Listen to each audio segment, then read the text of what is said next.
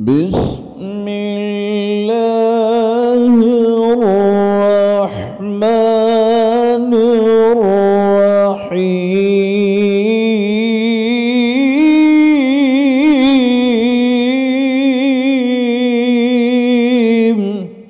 السلام عليكم ورحمة الله تعالى وبركاته.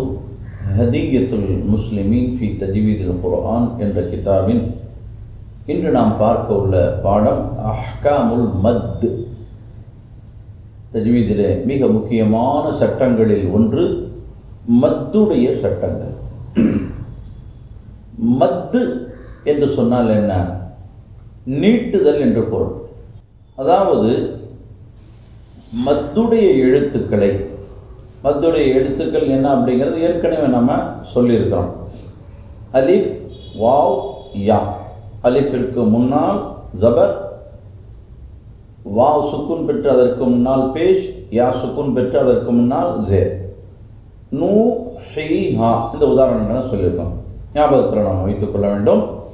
இந்த மத்துடைய எழுத்துக்களை பற்றி தான் நாம் சொல்ல போகிறோம். இந்த மத்துடைய எழுத்துக்கு பின்னால் என்னென்ன வந்தால் எப்படி எப்படியெல்லாம் நீட்ட வேண்டும் என்ற விளக்கங்களைத்தான் இந்த பாடத்திலே சொல்லப்படும். மத்துடைய எழுத்துக்களை ஒரு அலிஃப் அல்லது ஒரு அலிஃபை விட அதிகமாக நீட்டி ஓதுவதற்கு மத்து என்று சொல்லப்படும். குர்ஆன் கூட வஅம்தத்னாகும் யும்திதுகும் அப்படின்னு சொல்றாங்க. உங்களுக்கு உதவி செய்கின்றான், உங்களுக்கு வழங்குவான் அப்படின்னா இந்த நீட்டுதல் என்ற ஒரு அர்த்தம் அதுக்குள்ள தொற்றிருக்கிறது. அப்போ ஒரு அலிஃப் அளவு நீட்டுறது அப்படின்னு சொன்னா என்ன? அதற்கு விளக்கத்தை ஏற்கனவே நம்ம சொல்லியிருக்கிறோம். பல விளக்கங்களை கிதாபில் இதில் எழுதியிருக்கின்றார்கள். அலிஃப் அப்படின்னு சொல்லக்கூடிய நேரத்தில் எவ்வளவு நேரம் வருதோ அதுதான் ஒரு அலிஃபுடைய அளவு என்றும் சொல்லுகின்றார்கள். இன்னொன்று, இந்த விரல்கள், நீட்டிய விரல்களை இப்படி மடக்கிறது. அதாவது ரொம்ப வேகமாகவும் இல்லாம ரொம்ப நிதானமாகவும் இல்லாம சாதாரணமாக நீட்டிய விரல்களை மடக்குவது, மடக்கிய விரல்களை விரிப்பது. இதற்கு உண்டான அவகாசம், அந்த நேரம் எவ்வளவு இருக்கு, இதுதான் ஒரு அலிஃபனுடைய அளவு. இன்னொன்றும் சொல்லுகின்றார்கள், 2 ஹரக்கத்தினுடைய அளவு. ஒரு ஹரக்கத் என்பது என்ன? உதாரணமா ஜபர் இருக்கிறது, பாவுக்கு மேல ஜபர் வச்சா ப ப ப, இப்படி 2 ஹரக்கத்து சொல்லக்கூடிய அளவு தான் ஒரு அலிஃபுடைய அளவு. ஒரு அலிஃப் அல்லது ஒரு அலிஃபை விட அதிகமாக நீட்டுவதற்குத்தான் மத்து என்று சொல்லப்படுகிறது. மத்துடைய எழுத்தை பற்றி நாம் ஏற்கனவே ஞாபகப்படுத்தினோம். இந்த அலிஃப் என்பது இருக்கிறல்லவா, இதுல ஒரு விஷயத்தை நாம தெரிந்து கொள்ள வேண்டும். மத்துடைய எழுத்தில் ஒன்று அலிஃப். இந்த அலிஃபிலே சுக்கூன் இருக்கிறது, ஆனால் வெளியே தெரியக்கூடாது, மறைமுகமாக இருக்கும். அதனுடைய ஹுக்கும் என்ன, அதனுடைய சட்டம் அலிஃப் சுக்கூன் பெற்றிருக்குன்னு தான் சொல்லுவாங்க, ஆனால் சுக்கூன் வெளியே தெரியக்கூடாது. அதே போன்று இந்த அலிஃப் என்பது மத்துடைய எழுத்தாக மட்டும்தான் வரும். அதற்கு முன்னால் ஒரு எழுத்து வந்தால் இந்த அலிஃப் வரும். 10 எழுத்து அப்படி அல்ல. மத்துடைய எழுத்து என்ன, முன்னால் ஒரு எழுத்து வந்தால் தான் இங்கே இதை நீட்டவே முடியும். எல்லாம் 3க்கும் அப்படித்தான். ஆனால் அலிஃபிற்கு முன்னால் எப்போதும் ஜபர் தான் இருக்கும். அது மத்துடைய எழுத்தாக மட்டும்தான் வரும்.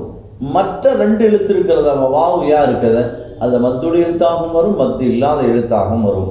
ஆக இந்த 3 இந்த மத்துடைய எழுத்தை வைத்து நாம் இந்த சட்டத்தை வகைப்படுத்துகிறோம். மத்து 2 வகைப்படும்.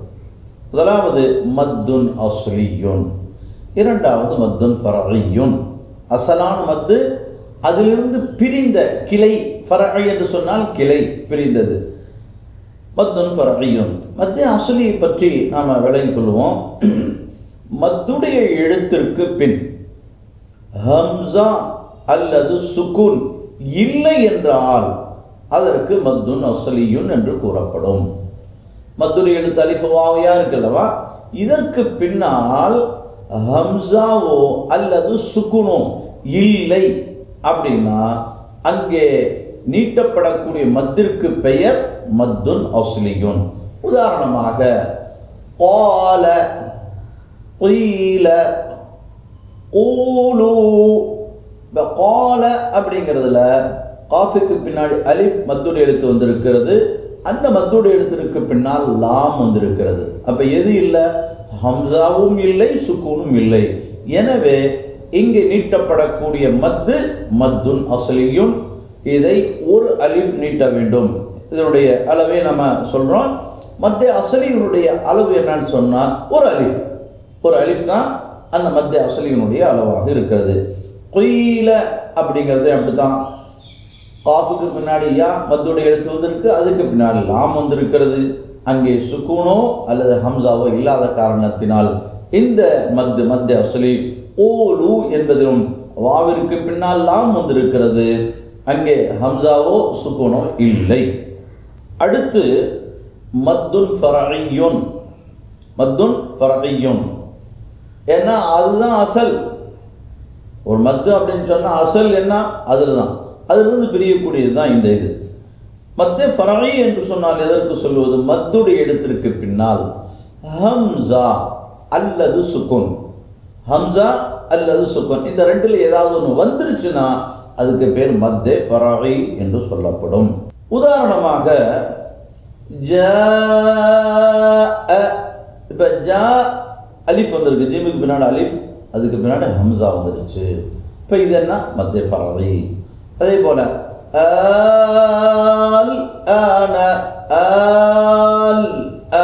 கிதாப்ல இருக்கு பாருங்க. அப்படிங்கிறதுல இந்த கடாதுக்குள்ள ஒரு அலிஃப் இருக்கு, அதுக்கு பின்னால் லாம்ல சுக்கூன் வந்துருச்சு. இப்ப சுக்கூன் வந்த காரணத்தினால் இது மத்தே ஃபரஇ. அடுத்து இந்த மத்தே ஃபரஇ 4 வகையாக வகைப்படுத்தப்படுகிறது. முதலாவது மத்துன் முத்தசிலுன், இரண்டாவது மத்துன் முன்ஃபசிலுன், கிதாபில் எழுது அதை பார்த்துங்க.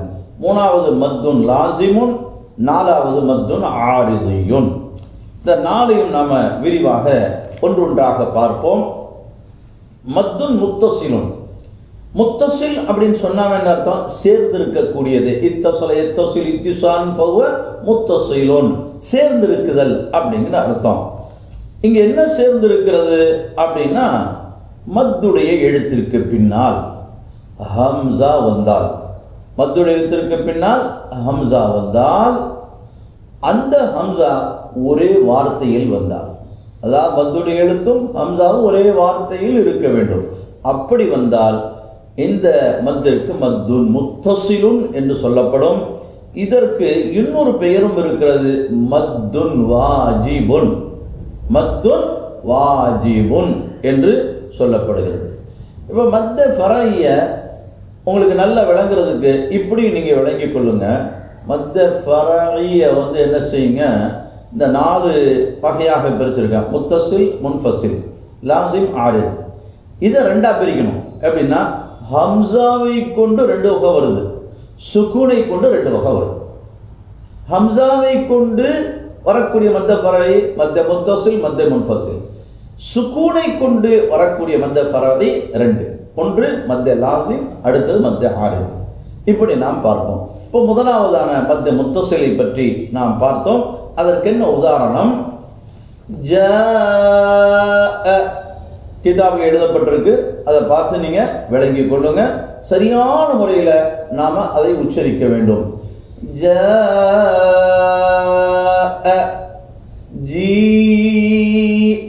யாவிற்கு உதாரணம் சூ அல்ல சூ, 2 குர்ஆன்ல வந்திருக்கிறது. இதுதான் மத்தே முத்தசில். ஏன் மத்தே முத்தசில் சொல்றோம் அப்படின்னா, இப்ப சூ அப்படிங்கிறதுல சீனுக்கு பின்னாடி வாவ் வந்திருக்கு, அதற்கு அடுத்து ஹம்சா வந்திருக்கு. 2ம் ஒரே கலிமாவில், 2மே சேர்ந்து இருக்கணும். மத்துடைய எழுத்தும் ஹம்சாவும் இணைந்து இருக்கக்கூடிய இந்த நிலைதான் மத்தே முத்தசில். அடுத்தது மத்துன் முன்ஃபசில். முன்ஃபசில் அப்படின்னு சொன்னா பிரிந்திருக்கக்கூடியது. என்ன பிரிந்திருக்கிறது அப்படின்னா மத்துடைய எழுத்தும் ஹம்சாவும் பிரிந்திருக்கும். மத்துடைய எழுத்து ஒரு வார்த்தையில் இருக்கும், ஹம்சா வேற ஒரு வார்த்தையில் இருந்தால் இதுக்குதான் மத்தே முன்ஃபசில் என்று சொல்லப்படும். அப்ப இந்த மத்தே முன்ஃபசிலுக்கு இன்னொரு பெயர் இருக்கிறது, மத்துன் ஜாயிசுன். மத்துன் ஜாயிசுன் என்று சொல்லப்படும். இதற்கு உதாரணம் என்ன? மா அன்ஸல்னா. மா மீமுக்கு பின்னாடி அலிஃப் இருக்கு, மத்துடைய எழுத்து. அதற்கு பின்னால் ஹம்சா வேறொரு கலிமாவில் அன்ஸல்னா முதல் எழுத்து ஹம்சா வேற கலிமாவில் வந்திருக்கிறது. எனவே இது மத் முன்ஃபஸில். قالوا آمنا في أنفسكم. இப்ப ஒரு விளக்கத்தை விளங்கி கொள்ளணும். முத்தசிலுக்குள்ளார இன்னொரு பேர் வாஜிப் என்று சொன்னோம், முன்ஃபஸில்ல ஜாயிஸ்ன்னு சொன்னோம். எதை வைத்து இந்த பெயர் சொல்லப்பட்டிருக்கிறது இதை நல்லா விளங்கி கொள்ள வேண்டும். முத்தசில்ல வாஜிப் என்று சொல்லப்பட்டதுக்கு காரணம் என்ன அப்படின்னா, அந்த மத்தை கட்டாயமாக நீட்டித்தான் ஆக வேண்டும். ஒருவர் முத்தசில் நீட்டாமல் மத்தை அஸ்லியை போன்று ஓதினால் அது தவறு. தஜ்வீதினுடைய தவறுகளில் ஒரு மிக முக்கியமான ஒரு தவறு. லஹ்ன ஜலீல் கட்டுப்பட்டது என்றும் கூட சில இமாம்கள் சொல்லுவார்கள் என்று ஏற்கனவே பாடத்தில் நம்ம சொல்லியிருக்கிறோம். ஒரு சஹாபி இடத்திலே இன்னொரு சஹாபி அப்துல்லாஹ் பின் மஸ்ஊத் ரலியல்லாஹு அன்ஹு அவர்களிடத்திலே ஒரு சஹாபி இந்த ஆயத்தை ஓத காமிச்சாங்க. இன்னமஸ் ஸதகாத்து லில் ஃபுகராஇ வல் மசாகீன் என்ற ஆயத்தை அந்த சஹாபி ஓதும்போது இன்னமஸ் ஸதகாத்து லில் ஃபுகராஇ வல் மசாகீன் என்று ஓதன உடனே அப்துல்லாஹ் இப்னு மஸ்ஊத் ரலியல்லாஹு அன்ஹு அவங்க சொன்னாங்க, நீங்க ஓதுனது தப்புன்னு சொன்னாங்க. இல்லையே நபி, அவங்க இப்படித்தானே ஓதி காமிச்சாங்க. அப்படி இல்ல அவங்க ஓதுனது எப்படி தெரியுமா? இன்னமஸ் ஸதகாத்து லில் ஃபுகராஇ வல் மசாகீன் அப்படினு இந்த மத்தை விட்டதே ஒரு தவறு என்று அங்கே கண்டித்தார்கள் என்றால் இது மத்திய முத்தசிலுடைய ஒன்று. எனவே எங்களுடைய ஆசிரியர் பெருந்தகை மௌலானா அல் முஜவ்வித் காரி அப்துல் ரஸாக் உஸ்தாத் அவர்கள் கேரளாவில் இன்றும் இருக்கிறார்கள். பல காரிகளை உருவாக்கி கொண்டிருக்கிறார்கள். இந்த மத்திய வாஜிபுல அந்த தவறை விட்டும் நீங்கள் தப்பித்துக் கொள்வதற்கு இந்த தராவீஹ் போன்ற தொழுகையில கொஞ்சம் ஸ்பீடா ஓதணும், அங்க சுத்தமா விட்டுறக்கூடாது. அதனால உங்களுக்கு 2 அலிஃப் நீட்ட முடியவில்லை என்றாலும், அதற்குண்டான அவகாசம் இல்லை என்றாலும் கூட மத்தை அஸ்லியை காட்டிலும் கொஞ்சமாவது நீட்டிருங்க, தப்பிச்சுக்கலாம். அந்த பாவத்தை விட்டும் நீங்க தப்பிச்சு கொள்ளலாம் அப்படின்னு நம்முடைய உஸ்தாத் அவர்கள் கிதாபுடைய ஆதாரத்தோடு நமக்கு சொல்லித் தருகிறார்கள். சாதாரணமாக நான் தொழுகையிலே ஓதுகின்ற பொழுது மத்திய முத்தசிலை 2 அலிஃப் அளவிற்கு கட்டாயமாக நாம் நீட்டி ஓத வேண்டும் என்ற காரணத்தினால்தான் வாஜிப் கட்டாயம் என்று சொல்லப்பட்டிருக்கிறது. இந்த முன்ஃபஸில்ல ஜாயிஸ் என்று சொல்வதற்கு என்ன காரணம்? ஜாயிஸ் என்று சொன்னால் கூடும் என்று அர்த்தம். கூடும்னா செய்யலாம், செய்யாமலும் இருக்கலாம் அப்படிங்கிற அர்த்தம். அப்ப இந்த மத்தில நமக்கு அனுமதிக்கப்பட்டிருக்கிறது. அதிலே மத்தை அஸ்லியை போன்று 1 அலிஃப் அளவிற்கு நீட்டலாம் அல்லது 2 அலிஃப் அளவிற்கும் நீட்டலாம். இப்ப 1 அலிஃப் மத்தை அஸ்லியை போன்று நீட்டுவதற்கு அனுமதி வழங்கப்பட்டிருக்கிற காரணத்தினால்தான் ஜாயிஸ் என்று இந்த மத்திற்கு ஒரு பெயர் சொல்லப்பட்டிருக்கிறது. அடுத்து இந்த 2 அளவு, இதுல மக்களுக்கு மத்தியில நிறைய குழப்பம் இருக்கிறது.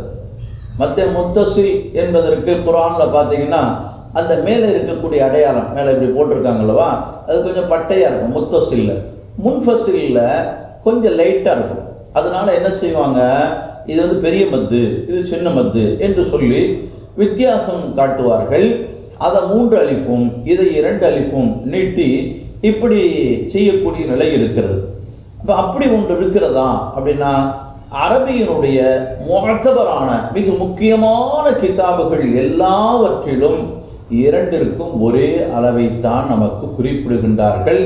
என்றாலும் தமிழ் கிதாபு தஜ்வீதுடைய கிதாபுல கூட அதுக்கும் வித்தியாசப்படுத்தி சொல்லப்பட்டிருக்கிறது. அதற்கும் ஆதாரம் இருக்கிறது. சில கிதாபுகளிலே மத்திய முத்தசிலுக்கு அதிகமான அந்த அளவையும் முன்ஃபஸிலிற்கு குறைவான அளவையும் நமக்கு இமாம்கள் சொல்லி தந்திருக்கிறார்கள்.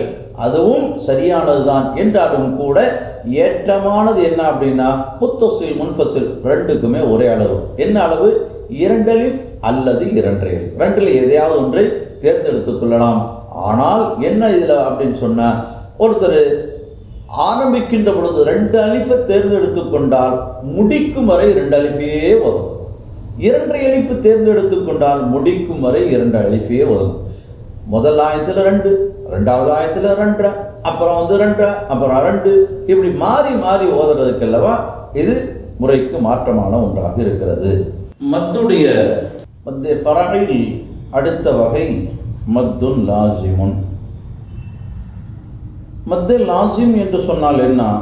மத்துடைய எழுத்திற்கு பின் சுக்கூனுன் லாசிமுன், அவசியமான சுக்கூன் வந்தால் அதற்கு பெயர் மத்து லாசிம் என்று சொல்லப்படும். இப்போ அவசியமான கட்டாயமான சுக்கூன் அப்படின்னு சொன்னா என்ன அர்த்தம்னா, ஒரு வார்த்தையில அந்த சுக்கூன் வருது, அந்த சுக்கூன் எப்பவும் பிரியாது. வக்ஃபு செஞ்சாலும் இருக்கும், வஸ்லு செய்தாலும் இருக்கும்.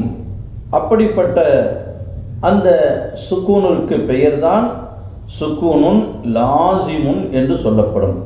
உதாரணமாக தபத்துன் அப்படிங்கிறோம்.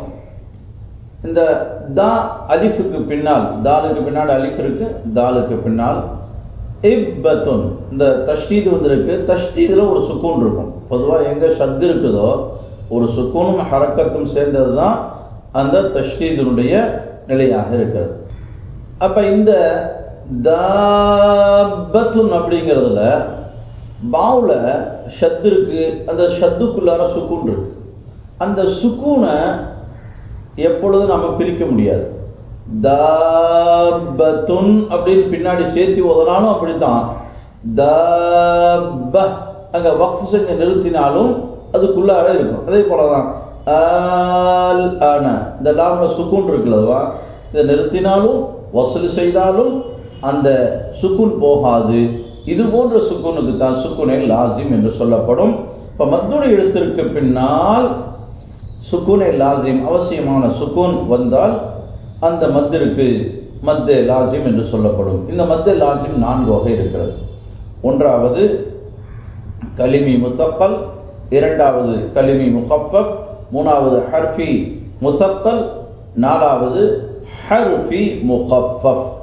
இந்த 4 வகைகள் தான் மத்து லாசிமுடைய வகைகள். இதை நாம விளங்குறதுக்காக வேண்டிய 2ஆக பிரித்து கொள்ளலாம். என்ன? முதலாவது கலிமாவுக்குள்ளார 2 வகை, ஹர்ஃபுக்குள்ளார 2 வகை. கலிமா அப்படின்னா ஒரு வார்த்தை, தாபத்துன் அப்படின்னு இது ஒரு வார்த்தை இருக்கிறது. ஆல் ஆன இது ஒரு வார்த்தை. இன்னொன்று ஹர்ஃபு, ஒரே ஒரு எழுத்து. ஹர்ஃப்னா ஒரு எழுத்து. அந்த ஒரு எழுத்துக்குள்ளார இந்த மத்தே லாசிம் வரக்கூடிய சட்டமும் இருக்கிறது. அது என்ன அப்படிங்கிறத நாம பார்ப்போம்.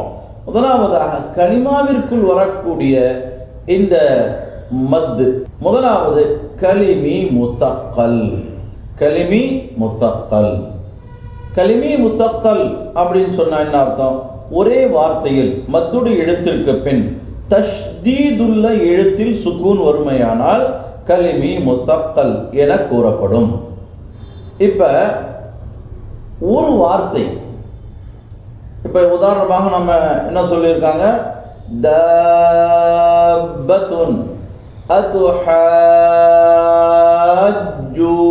அதுஹஜூனி அப்படின்னு. இப்ப தபத்துன் அப்படிங்கிறதுல தாலுக்கு பின்னாடி அலிஃப் மத்துடைய எழுத்து வந்திருக்கிறது. இப்பத்துன், தபத்துன், இப் அந்த பாவுல தஷ்தீது வந்திருக்கு. தஷ்தீது வந்திருக்கு. அந்த தஷ்தீதுக்குள்ளார ஒரு சுக்கூன் இருக்கு. எங்கெல்லாம் ஷத்து இருக்கிறதோ அந்த ஷத்துக்குள்ளார என்ன இருக்கும்? ஒரு சுக்கூன். அசல்ல எப்படி இருக்கும் அப்படின்னு சொன்னா தா இப் ப 2 பா இருக்கும். முதல் பாவுக்கு சுக்கூனும் இரண்டாவது பாவுக்கு ஜபரும் இருக்கும். ரெண்டையும் இணைத்து தபத்துன் 2 எழுத்தை இணைக்கக்கூடிய அந்த நிலையில் தான் அந்த ஷத்து வருகின்றது. அப்ப ஷத்துக்குள்ளார இந்த அசல் சுக்கூன் இருக்குமே, ஆனால் இந்த மத்து லாசிம்ல கலிமி முசக்கல் முசக்கல் அப்படின்னா கனமானதுன்னு அர்த்தம். தஷ்தீத் வந்து இருக்கிறதுனால அந்த முசக்கல் என்ற பெயர் சொல்லப்படுகின்றது. இதை எப்படி நீட்டணும் பாருங்க. நல்லா தபத்துன் அப்படின்னு இது எவ்வளவு நீட்டணும்? இந்த மத்திய லாசிமுடைய எல்லா வகைகளிலும் 3 அலிஃப் நீட்டணும். அதாவது தூல் என்று சொல்லப்படும். அவசியமாக இந்த இதுல 3 அலிஃப் தான். இதுல 2 அலிஃபோ 2 அலிஃபோ 1 அலிஃபோ இதற்கு உண்டான இடம்பாடு இல்லை. இது மத்திய லாசிமுக்கு ஒரே அளவுதான் இருக்கிறது. எல்லா இமாம்களும் இத்திஃபாக்காக இதிலே கூறுகின்றார்கள். தூல் என்ற அந்த 3 அலிஃபை தான் நீட்ட வேண்டும் என்று சொல்லுகின்றார்கள். சில கிதாபுகள்ல இந்த தூளுக்கு 4 அலிஃபு என்று சொல்ல. ஏன்னா அசல் மத்திய அசலில் இருக்கக்கூடிய அந்த ஒரு அளவு இருக்குல்ல, 1 அலிஃப், அது அல்லாம 3, அப்ப 4 அலிஃப் வந்துரும் என்று சில இமாம்கள் கூறுகின்றார்கள்.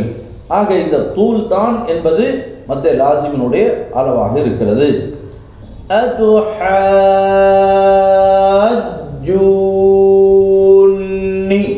இங்க 2 மத்திய லாசிம் கலிமி முசக்கல் வந்து இருக்கு. இதை நல்ல கவனமாக நாம ஓதணும். அடுத்தடுத்து மத்து வரக்கூடிய நேரத்தில் கவனம் இல்லைன்னா அது ஏதாவது கொஞ்சம் குறைபாடு ஏற்பட்டு விட்டுரும் அல்லது அதில் போயிடும். அதனால இதை நல்ல முறையில் இதை நீட்டி ஓத வேண்டும்.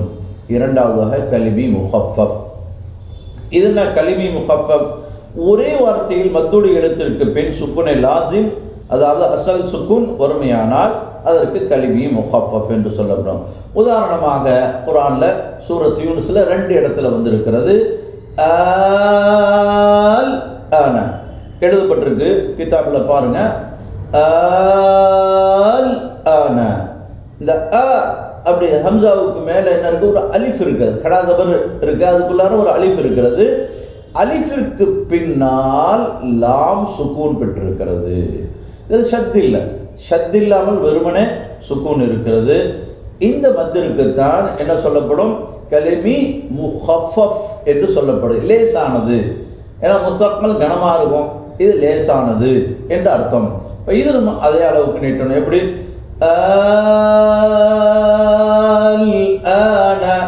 அல் ஆனன்னு சொல்லிடக்கூடாது. அப்படி குர்ஆன்ல இந்த கலிமி முஹஃபஃபிற்கு இந்த ஒரு உதாரணம் மட்டும்தான், ஒரு கலிமா மட்டும்தான் 2 இடத்துல வந்திருக்க சூரத் யூனுஸ்ல.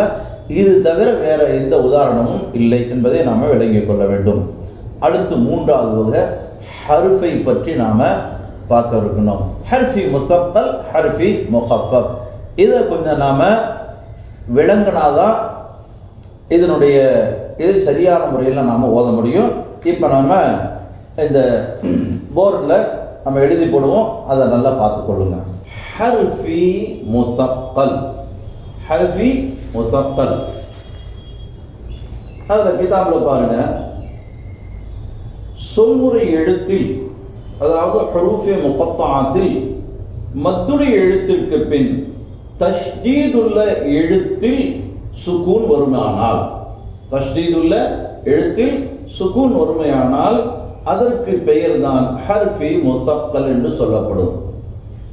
இது என்ன ஹர்ஃபி? ஒரு எழுத்துக்குள்ளார மத்து எப்படி வரும் அப்படிங்கிற ஒரு கேள்வி வருகிறது. அலிஃப் லாம் மீம். அலிஃப் ஒரு எழுத்து, லாம் ஒரு எழுத்து, மீம் ஒரு எழுத்து. இதுக்குள்ளார எப்படி மத்து வரும் என்ற கேள்வி வருகிறது. அதற்கு விளக்கம் என்ன அப்படின்னு சொன்னா, அலிஃப் என்பது ஒரு எழுத்து அல்ல, அது 3 எழுத்து. லாம் என்பது ஒரு எழுத்து அல்ல, அது 3 எழுத்து. மீம் என்பது ஒரு எழுத்து அல்ல, அது 3 எழுத்து. இப்ப பாருங்க, போர்டில் பாருங்க, அதை உடைச்சு நாம பார்த்தோம் சொன்னாதான் தெரியும். அப்பதான் இதுல மத்துடைய அந்த விளக்கம் தெரியும். அலிஃப் என்று நம்ம சொல்றோம், ஆனா அலிஃப் லாம் ஃபா என்று அதற்குள் 3 எழுத்து இருக்கிறது. லாம் என்ற இந்த ஒரு எழுத்திற்குள் லாம் அலிஃப் மீம் என்ற 3 எழுத்து இருக்கிறது. மீம் என்ற அந்த ஒரு எழுத்து, ஆனால் அதற்குள் 3 எழுத்து இருக்கு. மீம் யா மீம். அப்ப இந்த லாமுக்குள்ளார ஒரு மத்துடைய எழுத்து இருக்கிறது, மீமுக்குள்ளார ஒரு மத்துடைய எழுத்து இருக்கிறது. எனவே தான் இங்க மத்துடைய சட்டம் வருகின்றது. என்ன சட்டம் அப்படின்னு சொன்னா, அலிஃப் லாம் மீம். இந்த லாம் அப்படின்னு நீட்டுறோம் அல்லவா, இந்த லாம்ங்கிற நீட்டுறது வந்து ஹர்ஃபி முஸக்கல். ஹர்ஃபி முஸக்கல் அதுக்கு நாம விளக்கம் சொன்னோம். மத்துடைய எழுத்து, மத்துடைய எழுத்து நாமுக்கு பின்னாடி அலிஃப் வந்திருக்கு. இந்த மத்துடைய எழுத்திற்கு பின்னால் தஷ்தீதில் சுக்கூன் வரணும். தஷ்தீதில் சுக்கூன் வரணும். இங்க ரெண்டு மீம் வந்திருக்கு. முதலாவது மீம் சுக்கூன், இரண்டாவது மீம் ஹரக்கத். இந்த ரெண்டு மீமையும் இணைத்து அதை இங்கே தஷ்தீடப்பட்டு சொல்லப்பட்டிருக்கிறது. அப்படின்னா இந்த தஷ்தீதுக்குள்ளார ஒரு சுக்கூன் இருக்கிறது. இப்ப தஷ்தீதுக்குள்ளார மத்துடைய எழுத்திற்கு பின்னால் சுக்கூன் வருவதன் காரணத்தினால் இந்த மத்திற்கு ஹர்ஃபி முஸக்கல் என்று சொல்லப்படும். மத்திய லாசிமுடைய வகைகள்ல இப்ப லாம் அப்படின்ட்டு அந்த இடத்துல நீட்டுறோம். அடுத்தது நாலாவது வகை என்ன அப்படின்னா ஹர்ஃபி முகஃபஃப், லேசான அந்த சொல்முறை எழுத்தினுடைய இருக்கக்கூடிய மத்து. ஹுரூஃபி முகத்தாத்தில், இந்த ஹுரூஃபி முகத்தாத்தில் மத்துடைய எழுத்திற்கு பின் சுக்குனே லாசிம் மட்டும் வருகிறது. அதுல ஷத் இல்ல, தஷ்தீத் இல்ல, வெறும் சுக்குன் மட்டும் வருது அப்படின்னா அதற்கு பேர் ஹர்ஃபி முஸக்கல். அதற்கு தான் இங்க உதாரணம் பாருங்க. லாம் நீட்டுறது இது ஹர்ஃபி முஸக்கல். மீம் என்று நீட்டுறோம் அல்லவா, இது வந்து ஹர்ஃபி முகஃபஃப். எப்படி? இந்த மீம் என்ற இதற்கு பின்னால் யா என்ற மத்துடைய எழுத்து, மீமுக்குள்ளார ஒரு யா இருக்கிறது மத்துடைய. அந்த யாவிற்கு பின்னால் இருக்கக்கூடிய மீமில் சுக்கூன் மட்டும்தான் இருக்கிறது, தஷ்தீத் இல்லை. எனவே இங்கே நீட்டப்படக்கூடிய மத்து ஹர்ஃபி முகஃபஃப். எப்படி நீட்டணும்? மீம் அப்படின்னு நீட்டணும். ஆக இந்த மத்துடைய எழுத்துல, அதாவது ஹுரூஃபி முகத்தாத்தில் வரக்கூடிய இந்த மத்திய லாசிமை பற்றி நாம் விளக்கமாக பார்த்தோம். அதனை நாம் விளங்கினால்தான் இதை பற்றி நாம் தெளிவு ஏற்படும். அடுத்தபடியாக இந்த மத்திய ஃபரஈனுடைய நாலாவது வகையை பார்க்கின்றோம். மத்திய ஃபரஈல மூணு பார்த்தோம்: முத்தசில், முன்ஃபசில், லாசிம். அந்த லாசிமுக்குள்ளார நாலு வகையும் அதையும் நாம பார்த்துட்டோம். கடைசியாக இருக்கக்கூடிய இந்த மத்திய ஃபரஈனுடைய வகைகள்ல ஒன்றுதான் மத்துன் ஆரிதியுன். இப்படி சொல்லுவாங்க, மத்திய வக்ஃபி ஆரிதி என்றும் சொல்லுவாங்க சில கிதாபுகள். ஏன்னா இது வக்ஃபு செஞ்சாதான் இந்த மத்து வரும் என்ற காரணத்தினால் அப்படியும் சொல்லுகின்றார்கள். மத்திய ஆரிதியுன் கிதாபில் போடப்பட்டிருக்கிறது. அதை நான் பாருங்க. மத்துடைய எழுத்திற்கு பின்னால் வக்ஃபு செய்வதினால், அதாவது நிறுத்துவதன் காரணத்தினால் தற்காலிக சுக்கூன் வந்தால் அங்கு ஏற்படக்கூடிய மத்துக்கு பேர் தான் மத்துன் ஆரிதியுன் அல்ல மத்திய ஆரிதி என்று சொல்லப்படுகின்றது. உதாரணமாக அர்-ரஹ்மான்,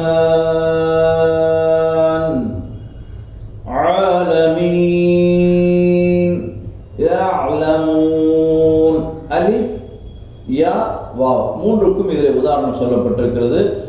அர்-ரஹ்மான், இங்க மீமுக்கு பின்னால் படாதவருக்கு அதுக்குள்ள ஒரு அலிஃப் இருக்கிறது.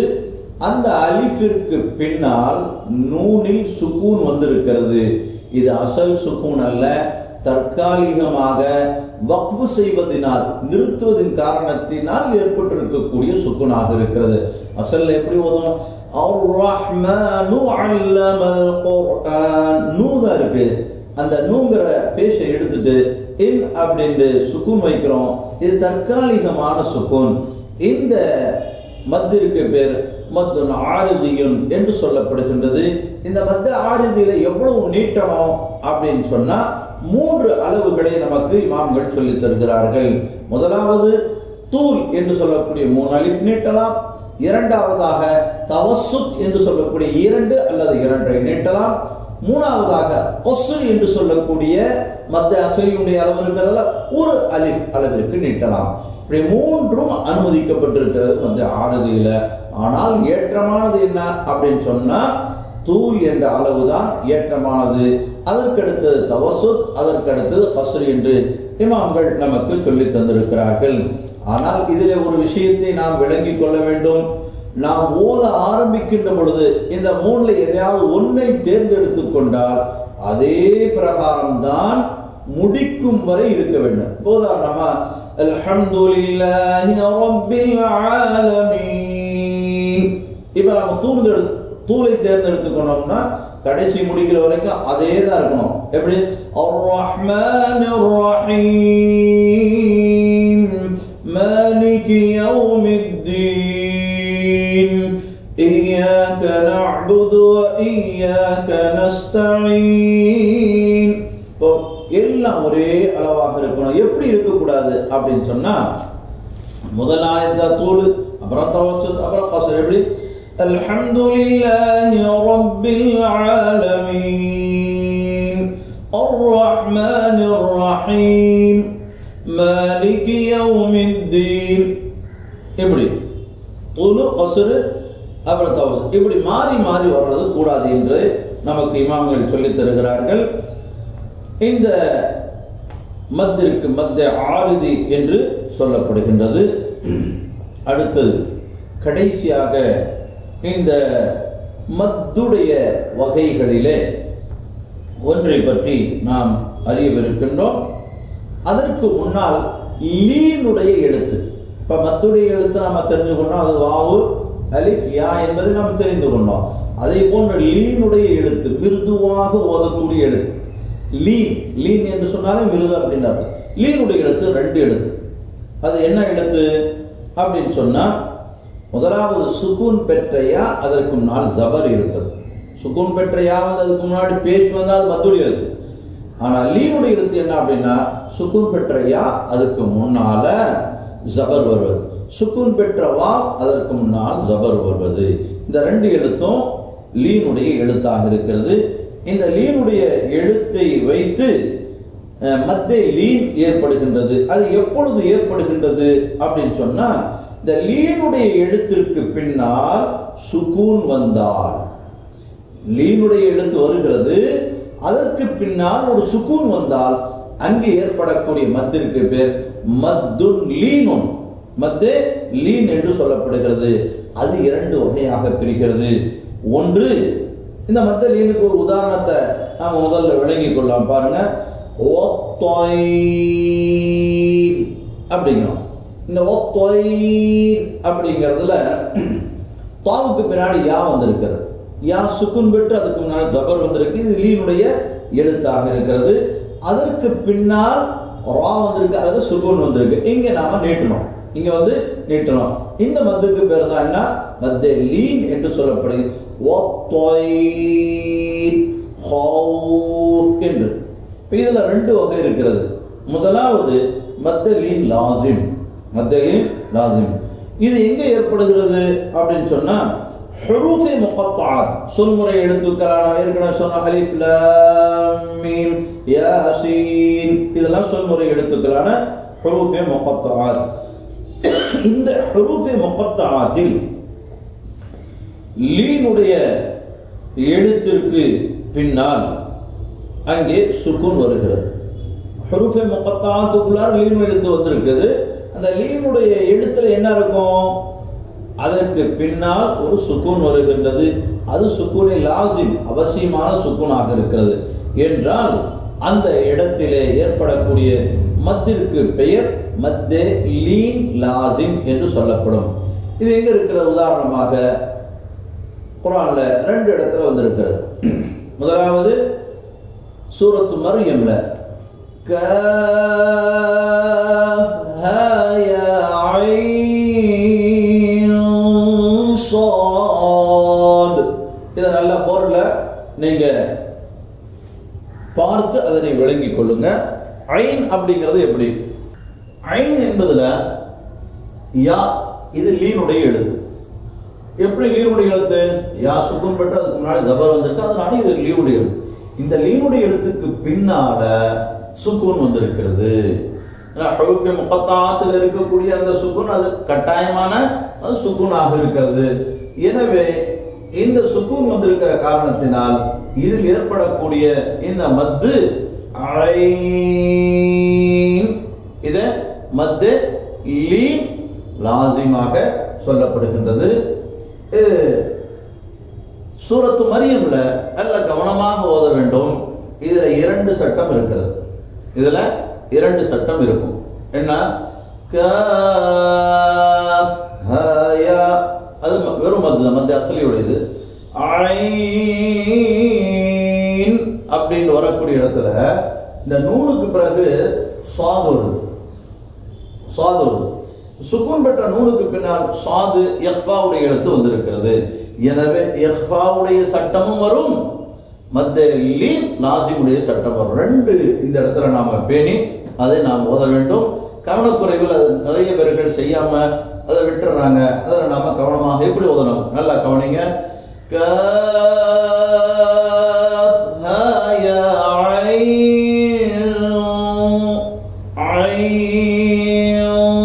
கடைசியில நூன்ல என்ன செய்யணும், சத்தத்தை மூக்களை கொண்டு போய் ஒரு அலிஃப் நீட்டுறதுக்கு தான் உன்னான்னு சொல்லுவாங்க.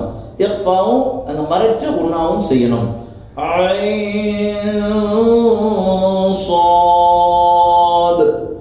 அதே போல இன்னொரு இடத்துல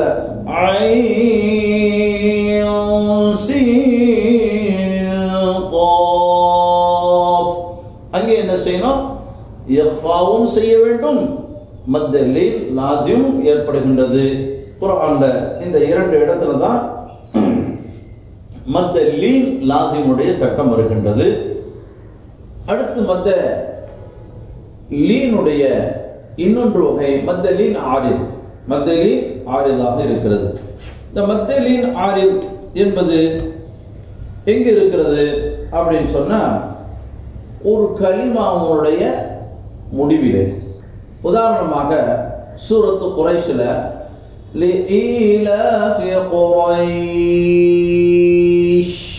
அப்படிங்கிறோம். குரைஷ் அப்படிங்கிறதுல நிப்பாட்டுறோம். நிப்பாட்டுகின்ற பொழுது அங்க வக்ஃபின் காரணத்தினால் சுக்கூன் வருகிறது. எனவேதான் ஆரிதி தற்காலிகமான சுக்கூன் வருகிறது. லீனுடைய இடத்திற்கு பின்னால் ஒரை ராவுக்கு பின்னால் யா வந்திருக்கு அல்லவா, சுக்கூன் பெற்ற யா முன்னாடி ஜபர் இருக்கிறதுனால இது லீனுடைய எழுத்து. அதற்கு பிறகு ஷீன்ல சுக்கூன் தற்காலிகமாக வருகிறது. எனவே இந்த மத்த லீன் ஆரில் என்று சொல்லப்படுகின்றது. வாவுக்கு உதாரணம் ஹௌஃப் மின் ஹௌஃப் அப்படின்னு. வாவ் இது லீனுடைய எழுத்து, அதுக்கு பின்னாடி ஃபாவுல தற்காலிகமான சுக்கூன் வந்திருக்கிறது. எனவே இந்த மத்திற்கு பேர் மத்த லீன் ஆரில் என்று சொல்லப்படுகிறது. இப்ப இந்த மத்த லீன்ல நீட்டக்கூடிய அளவு என்ன அப்படின்னு சொன்னா, எப்படி மத்த ஆரிதில 3 அளவுகள் சொல்லப்படுகின்றதோ அதே போன்று இதில் 3 அளவுகள் தூல், தவசுத், கஸ்ரு என்ற இந்த 3 அளவுகளும் இருக்கிறது. ஆனால் ஒரு வித்தியாசம் என்ன அப்படின்னு சொன்னா, மத்த லீன் லாசிம்ல தூல் சிறப்பானது, அதுக்கப்புறம் தவசுத் இருக்கிறது, கஸ்ரு இருக்கிறது. மத்த லாசிமான அந்த வகைகள்ல தூல் மட்டும்தான். ஆனா மத்த லீன் லாசிம்ல 3ம் செய்யலாம், ஆனால் சிறந்தது தூளாக இருக்கிறது. மத்த லீன் ஆரிதுல சிறந்தது எது அப்படின்னு சொன்னா கஸ்ரு தான். கஸ்ரு செய்கிறது குரைஷ் என்று நீட்டி ஓதுறது, குரைஷ் இப்படி கஸ்ரு செய்துதான் சிறந்தது என்று இமாம்கள் சொல்லுகின்றார்கள். அதற்கு பிறகு தவசுத், அதற்கு பிறகு தூள். நீட்டலாமா தூள் செய்யலாமா கூடும், ஆனால் ஏற்றமானது இது கஸ்ரு தான் என்று நமக்கு இமாம்கள் சொல்லித் தருகின்றார்கள். அல்லாஹு தஆலா இந்த மிக முக்கியமான மத்துடைய பாடங்களை நல்ல முறையிலே விளங்கி அதன் பிரகாரம் ஓதக்கூடிய தௌஃபீக்கை வல்ல ரஹ்மான் அனைவர்களுக்கும் தந்தருள் புரிவானாக. அஸ்ஸலாமு அலைக்கும் வரஹ்மத்துல்லாஹி தஆலா வ பரகாத்துஹு. இந்த தலைப்பை பற்றி உண்டான விளக்கம் விரிவாகவும் தெளிவாகவும் நீங்கள் அறிய வேண்டுமென்றால் கீழே கொடுக்கப்பட்டுள்ள டிஸ்கிரிப்ஷனிலே நீங்கள் சென்றால் அந்த காணொளியிலே நீங்கள் தெளிவாக அதனை விளங்கிக் கொள்ளலாம். ஸதகல்லாஹு